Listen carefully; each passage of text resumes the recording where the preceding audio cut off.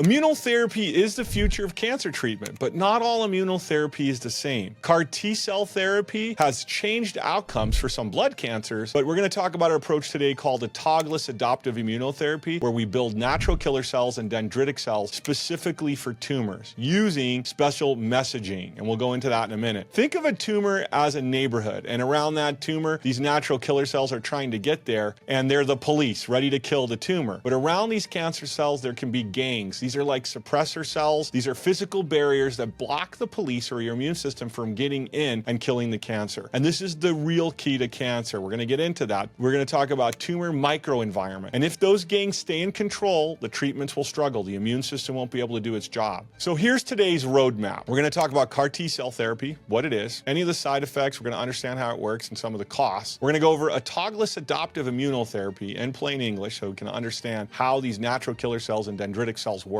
and how important they can be. And we're also going to talk about how to train these using DAMPs, damage-associated molecular patterns, and antigen trafficking. These neoantigens are going to be a big part of the puzzle, and I'll make it simple for you to understand. And when there's inflammation and too much blockades from the immune system, it doesn't work well and it can backfire. So that's why not everybody responds. And we're going to talk about what we can do to help people better adapt to care. We'll do a head-to-head comparison and see when each one fits. I'm Dr. Dino Prato, founder of Envita Medical Centers. Over the last 25 years, by the grace of God, we've helped patients who've already tried the biggest names in oncology. We've spent decades refining personalized cellular immunotherapies. I remember when I used to work in the lab helping grow cells, measuring targets, tuning the tumor microenvironment, and avoiding the one-size-fits-all care. That's what we do, and we're going to go into that. In this first part, I want to start with the CAR T-cell. So these cells have an important place, and this is how they work. We take the T-cells, and they're engineered with the CARs, and then those T-cells can be now recognized with specific targets. For example, a cluster differentiation 19 for fancy words, often shortened as CD19. Receptors, so those T-cells can recognize specific targets like CD19. Then we grow these cells and they get infused back into the patient. This produces a big win in B-cell leukemias and some lymphomas, which is why several products are approved by the FDA to do this work. But where does it struggle? Where are the side effects? A common one is something called cytokine release syndrome. This is a massive storm. You may have heard this during COVID, where we talked about people getting what's called a cytokine storm. Lots of inflammation that is attacking, and it's a strong immune effect. So it's an over-response of the immune system. And this can cause cell-associated neurotoxicity syndrome, and both can be severe and even require for patients to end up in the ICU, needing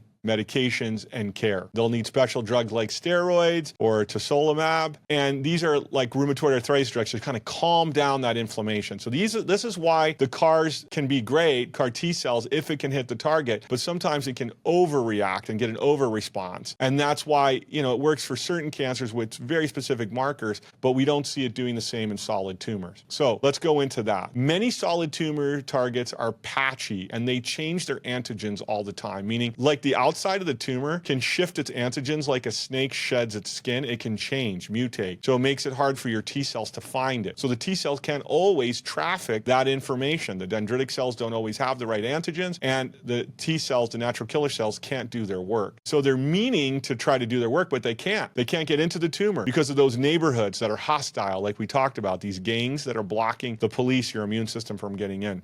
These CAR T cells have problems with them because you can get these massive reactions and you have to calm them down. But sometimes they cause too much inflammation, too much immune evasion, meaning it'll send more cells from the bone marrow, MDSCs, myeloid-derived suppressor cells to block the immune system. You'll have more T regulatory cells, so the NKs still can't do their work. So this is the balance. There's an art to this work. And the cost of this, probably between manufacturing the cells and hospitalization, can be, into the many hundred thousands, really into the early millions, million plus, to treat a patient. So it's very expensive, but that technology and others will hopefully get better and the cost will come down with the CAR T cells. So the CAR T cell has been a big breakthrough specifically for blood cancers, but it's very restricted because of these single targets. It works well, but it has these intense side effects that can be very strong and they have to be managed in a proper setting. And they can be inconsistent for sure when you're dealing with solid tumors. So it's not the ideal path. And you see a lot of hospitals now, we do CAR T, and it's starting to grow because I have to say there's a huge huge billable amount. I always talk about the cancer industrial complex, and it's here. You know, this is a very high billable hospital procedure care, which means hospitals want to get on board. Now, I'm going to introduce you to another technology we've been using for about 18 years now and perfecting it, called Autologous Adoptive Immunotherapy. This is AAIT, and it's available through our international facility. This is immunotherapy, and so what does it mean?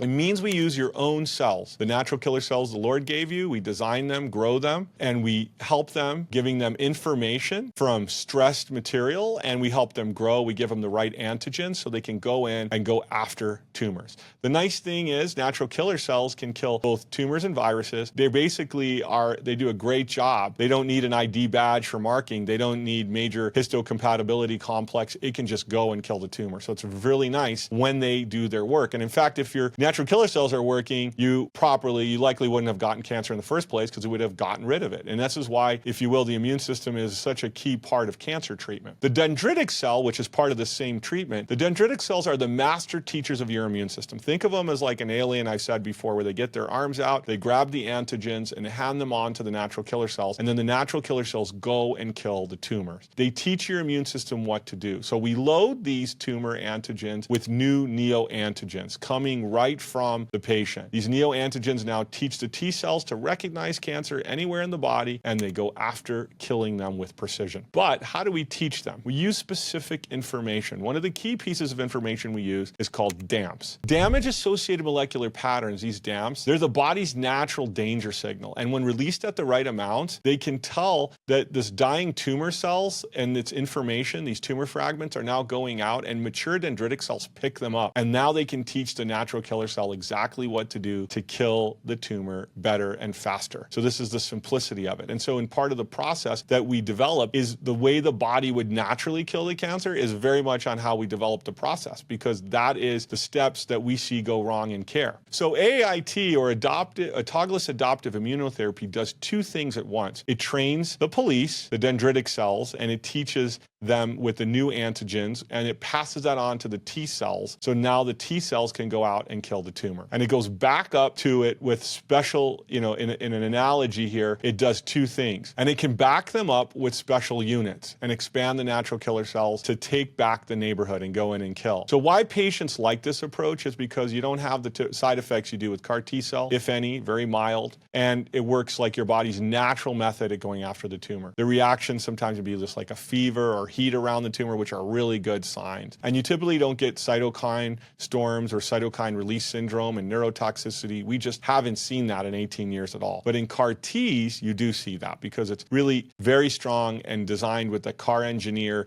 those natural killer cells are going after one specific marker very aggressively. Because those natural killer cells, by nature, they're tumor agnostic. They're stress hunters. These dendritic cell vaccines and antigens are also agnostic. And these platforms that we load them with help them achieve their targets. Meaning, in a simple language, they can go after any tumor if they have the right information. And that's what they do normally. See, precision oncology and immunotherapy is very different than one size fits all. In CAR T cells, I've published on this in 2014 with our team, they can be powerful, but they can have serious adverse events. And you can be very good if we're going after CD19 and B cell maturation antigens, but often it's only good for that type of cancer, and it can cause strong immunotherapy reactions. So the difference with autologous adoptive immunotherapy is we use genomics, transcriptomics, immune profiling, spatial biology, this precision, like a drone. It's like when you send a drone up in the sky, so we can see the tumor microenvironment. We can see exactly what's going on around the tumor, and then use tools to change that tumor so it goes from being cold to hot, so then the natural killer cells tend to be much more effective.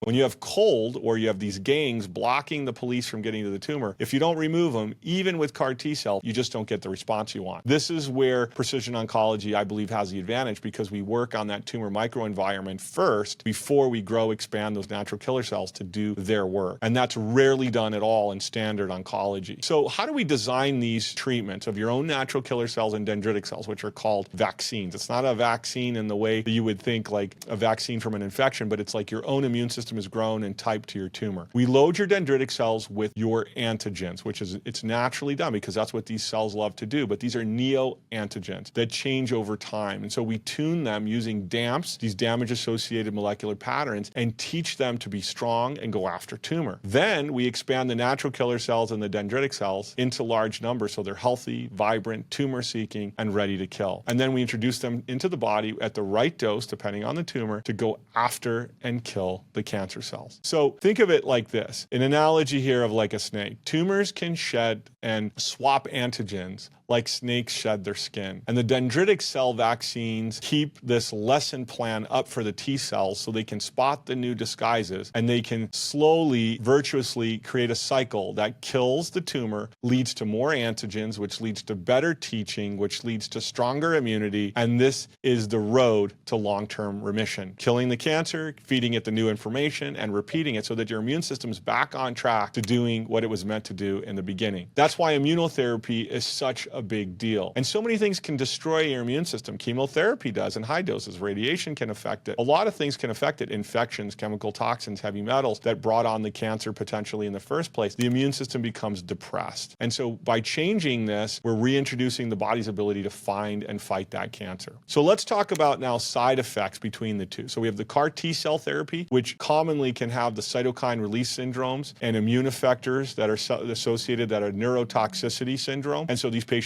need steroids and rheumatoid arthritis medications and other things to monitor and rescue the patient, sometimes leading to intensive care. That's how dangerous they can be. Prolonged low blood cell counts and risk for infection. That's why early on, back in 2013, when our team was working, we just never moved in the CAR T cell direction because we didn't like those reactions. We felt there was a more elegant and better way to prepare cells. There's a very high cost to them and there's a lot of burden to the patient. With autologous adoptive immunotherapy, it's significantly milder, generally mild side effects such as maybe fever or heat around the tumor, which the immune system is working against the cancer. It means the immune system is working against the cancer, and we get no classic cytokine release syndrome or cytokine storms. We don't see neurotoxicity. We really don't see any of that. We see the tumors shrinking and heat, which could be a good sign. That's the most common ones we see. And sometimes you'll get a little pain around the tumor sites. That's a good sign too, because it means it's killing it. So manufacturing also matters when you're talking about natural killer cells or dendritic cells. And most of this is not done in the United States. Now, CAR T cells are done because they're approved by the FDA, but a lot of these are often in other countries. They're in Latin America, Mexico, Europe. And the majority of the places in Latin America and in Mexico, almost all of them that we know of, do not use human-based cytokine product, which is really important. They're not using human-based media to grow the cells. They're using Chinese stuff and animal product, which is not a good idea, but it's a lot cheaper. And that's why they do that. And I think you still have to follow these high-quality standards whenever you're producing cells, in my opinion, because it's important for the integrity of the cell and the quality of the patient care. So even though AAIT is a fraction of the cost of CAR T cells, significantly cheaper, we're still using and have used from the last 18 years only the best media products in the world. So let's talk about when these immunotherapies can backfire, because we need to know the good and the bad. So when inflammation drives up, it can backfire. Immunotherapy aims to fire up the immune system, but if it does it too much and in the wrong way, it can lead to the tumor release, kind of trying to protect itself and releasing more cells in its neighborhood to block the natural killer cells and pushing inflammation and metastases. So how does that happen? When the neighborhoods, like for example, have certain cells around it, let's say macrophages, immune cells, they can flip. After an intense tumor killing and there's lots of debris buildup, because you get a lot of tumor die-off with these immunotherapies, they're so strong, you'll get tumor-associated macrophages, so too much inflammation can be damaging, and it can promote the T cells to not be able to do their work effectively and promote tumor growth, invasion, new blood cell development, and angiogenesis, which creates more metastases and spread. So I don't want to confuse you, but it goes back to everything has to be done in the right balance, not too much, right at the right target, and there's an art and science to this because immunotherapy is powerful. And one of the ways we avoid this is we use a technique called apheresis. We clean the blood out of this debris so that when we have tumor die-off, which we're monitoring very carefully with all our cellular markers and all our detailed laboratory tests, if we see that rise, which is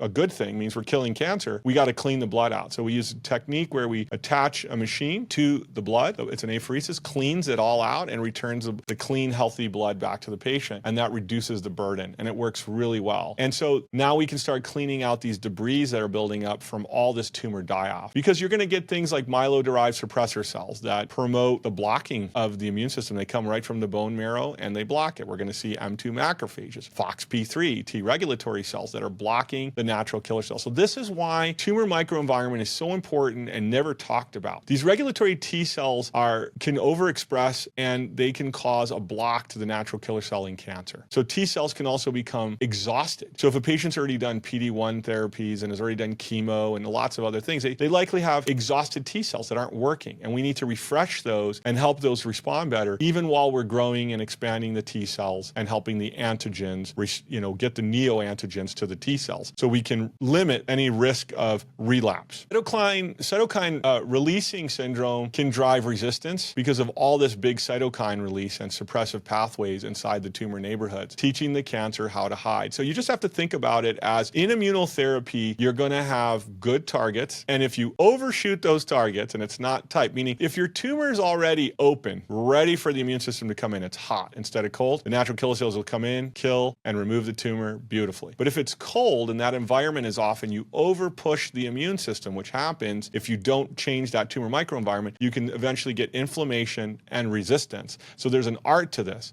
But one of the things you'll see after you receive these cells is patients might see something called pseudoprogression. What does that mean? So it means like the cancer will swell up looking like it's growing, but it's actually not. It's just the inflammation. You're actually seeing all the natural killer cells gorging into the tumor to kill it. And so you'll see something that's pseudo, fake progression. And that's also followed by a spike in tumor markers and die-off, and then the imaging shows us that the tumor has shrunk or has been eliminated. So this is some of the patterns you'll see in treatment when it's moving in the positive direction. So why not does everybody respond? I just went over it. Sometimes these neighborhoods are blocking. So that's why in the process of AAIT, we couple that with a technology we call chemoimmunoprecision injection, where you use interventional radiology oncology with 3D imaging to get around and in the tumor to change the tumor microenvironment with targeted, customized medicines, so that then the natural killer cells have a better opportunity of doing their job. This is the key. And this is, I don't know anyone else that does it in this manner, because we've been doing this for years, but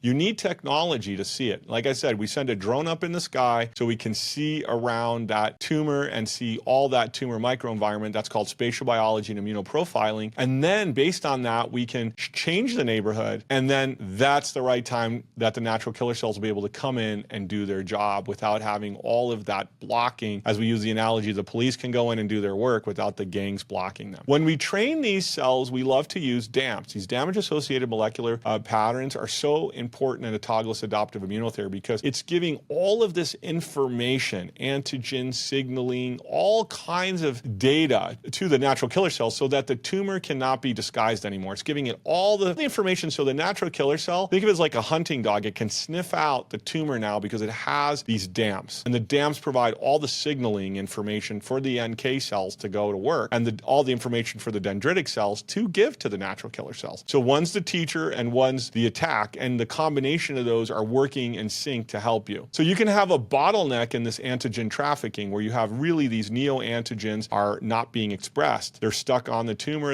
or they're mutating, and so the natural killer cells can't do their job. So in cancer, antigen trafficking means how tumor-associated antigens and neoantigens move from tumor place within the tumor, and how the immune system can see and learn. The lymphatic system and the lymph nodes and all can look at these antigen-presenting cells like the dendritic cells. And this critical part for a strong anti-tumor response is that all these things are working in concert. Cancer antigens can get trapped in scar tissue or fibrous tissue and stromal barriers. They can downregulate the immune system and suppress those entire neighborhoods with T regulatory cells, and like I've said, myeloid-derived suppressor cells, create an abnormal blood supply, like actually grow more blood supply to spread the cancer. So this is why we need to get to these at the core and treat them. These damage-associated molecular patterns are so powerful. In fact, recently there was a new drug approved that's called cytokine 15. And the drug was approved really for bladder cancers, and the goal was to get some of these NK cells to respond. Now, it's just a small piece of the puzzle, but it doesn't match this full concert of developing the immune system like I'm talking about, because for a pharmaceutical company to do this, it is not practical to build, design, customize this to each patient. It's a lot of work. In fact, most of the companies would rather produce a vial and make thousands of them a minute and ship them across the country. But you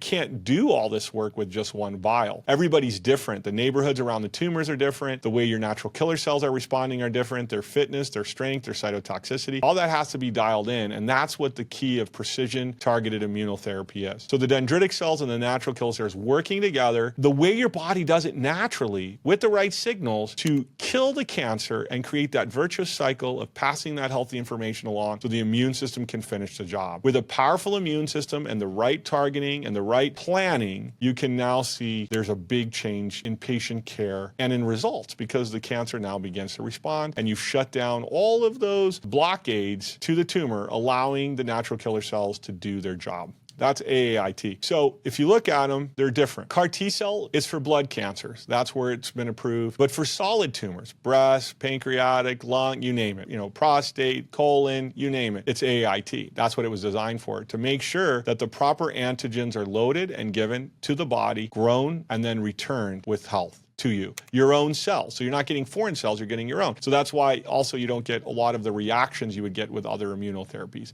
And then you teach the body to continue to do the same and you shift the cycle. That's the fit. That's the difference. So when we talk about CAR T, it's excellent. It's been validated and fantastic for B-cell maturation, for blood cancers, where it's not very effective as solid tumors. And that's where autologous adoptive immunotherapy, in our clinical opinion, is the best way forward, is AAIT. And it's ideal when you're using precision targeting to address the cancer from the tumor microenvironment, the antigens, and getting direct to the tumor so that you can help teach the tumor to attack with these DAMPs, these damage-associated molecular patterns, which gives all the strength and difference to the immune system. I hope this was helpful and helped you understand the difference between CAR T-cell therapy and AAIT, some of the goods involved, how it works, how the body can respond, and the things to overcome, like too much attack and inflammation and immunity. So I hope this was helpful, and we addressed some of the toxicity and some of the benefits so that you can have a greater understanding of cancer immunotherapy. One thing I want to say is I believe this is the future of ending cancer, is going to be precision oncology